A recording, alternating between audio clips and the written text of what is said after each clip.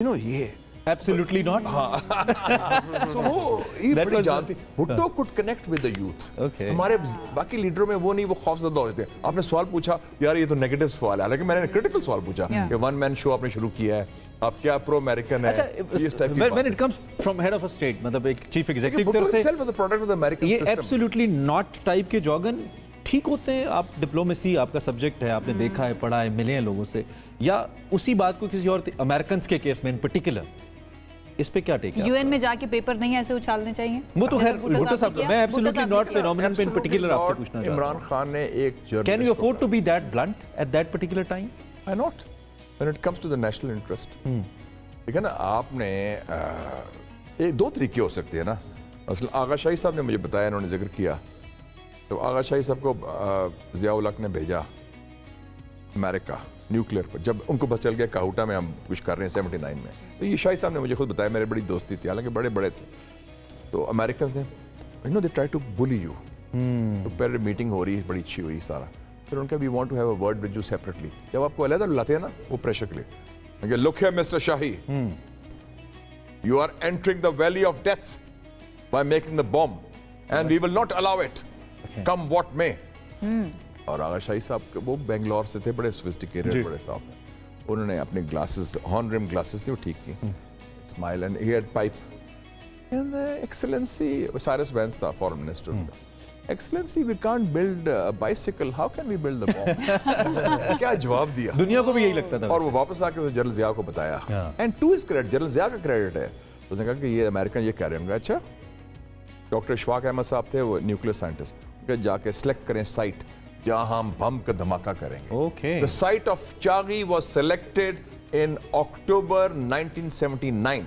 Really? 19 years before the blast. और हम तैयार थे, हम मतलब हमने बनाना तैयारी कर रहे थे। Okay. लेकिन आप देखें विजन क्या है, इतनी हिम्मत है, जान है आप में, ये काम है। मैं पुरानी बात कर रहा हूँ। क्रेडिट किसको देंगे वैसे, Pakistan being the nuclear state, क्योंकि बहुत सारी पार्टीज कलेक्टिव है। भुट्टो साहब का शुरू करना, yes. ज़िया उल हक ने कंटिन्यू किया, गुलाम इसाक ने उसको आगे लेके चले, AQ Khan was one of the founders, उसमें डॉक्टर इशफाक, डॉक्टर समर मुबारक भी हैं, बेनज़ीर भुट्टो भी शामिल थी, एंड मियां साहब ने अल्टीमेटली धमाका किया। तो इट इज कलेक्टिव, पूरी nation, whole of nation approach. ठीक है, चलो बात आगे निकल गई, रॉन्ग डिसीजंस की बात हो रही थी ना। बेनज़ीर भुट्टो साहिबा की जिंदगी का पॉलिटिकली एक ऐसा फैसला that you think was wrong?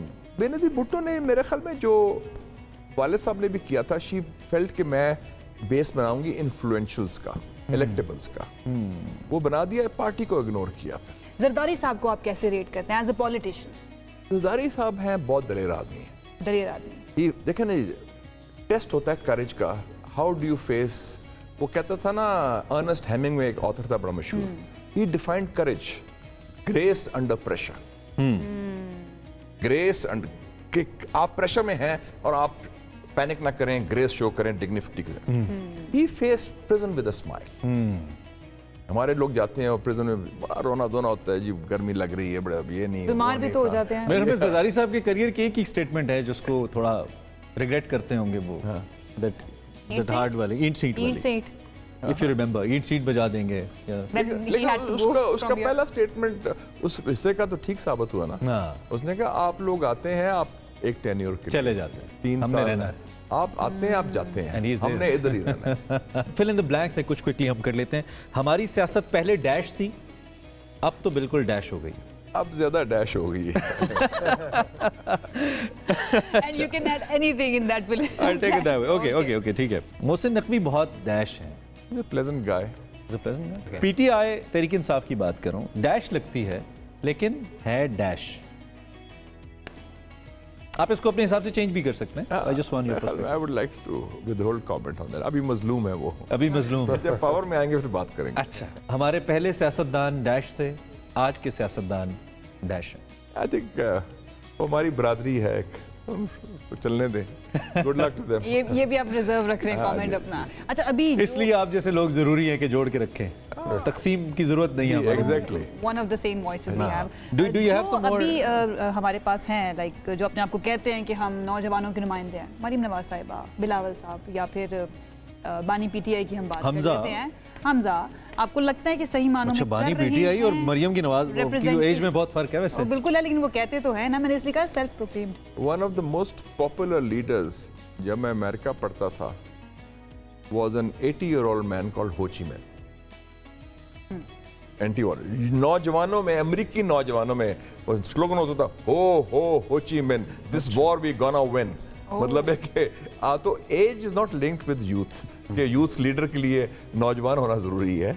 It is Quaid Azam was very popular in the youth, he was in his 70s। आप देखें इमाम खुमैनी, चेयरमैन माओ, पूरा कल्चरल एवोल्यूशन लॉन्च किया विद टीनेजर्स। तो ये जो होता है कि is it you excite them, you lead them, you inspire them, you impress them, ये जान होती है। सो इसमें जनरेशन का एज का फैक्टर नहीं है। मैं समझता हूँ ये कहना कि जी यूथ लीडर बनने के लिए कोई 25 साल या 35 साल, मतलब it's not about the policies that you are giving, it's about how you talk to them and how you motivate them. मतलब आपका विजन क्या है जो उनको एक्साइट कर रहा है। राइट। चलिए, दैट्स रियली अमेजिंग। बिल्कुल, thank you very much first of all, आप दोनों आपने कीमती वक्त निकाला। लेकिन जाते जाते मैं चाहता हूँ, रस्म भी है, रस्म दुनिया भी है, मौका भी है, दस्तूर भी है। टाइम को देखते हुए जिस तरह पाकिस्तान जिस हालत से गुजरा है, कुछ भी एंडिंग नोट के ऊपर कुछ भी कहना चाहें to the viewers who watching you? बल्कि पहले मुस्तफा मैं चाहूँगा आप कुछ कहें, देन लास्ट में सर से। यूथ के लिए मैं हमेशा समझता हूँ कि कैनेडी ने कहा था कि it's not what your country can give to you, ask not what your country can give to you but what you can give to your country. तो हमारा एक होता है कि बहुत ज़्यादा तवक्कुआत होते हैं हुकूमत से कि वही हुकूमत नहीं कुछ कर रही है। आई थिंक टाइम ये है हमारे यूथ के लिए कि हम खुद इनिशिएटिव लें, मुल्क के लिए करें और भागे ना। कनाडा, मलेशिया, यूरोप, भागे ना। ग्रीन कार्ड ऑब्सेशन बन गया, मैंने देखा है जहाँ मैं जाता हूँ एक ऑब्सेशन है। हर जगह ये बात कर रहे होते हैं कि निकलें किस तरह। अपॉर्चुनिटीज़ क्रिएट की जा सकती हैं, कारोबार क्रिएट किए जा सकते हैं और लोगों ने किए। मिडिल क्लास लोगों ने, सेल्फ स्टार्टर्स ने यहाँ स्टार्टअप्स लगाए हैं, कारोबार किया है। 25 करोड़ अवाम है जी, परचेसिंग पावर है। तो भागे ना, क्रिएट करें चीज़ें, और वहाँ अगर जाएंगे, भागेंगे भी कहीं, तो वहाँ दूध की नहरें नहीं होंगी कि वहाँ जाएंगे तो पता नहीं कमाल हो जाएगा। ये बड़ा important struggle is there sir.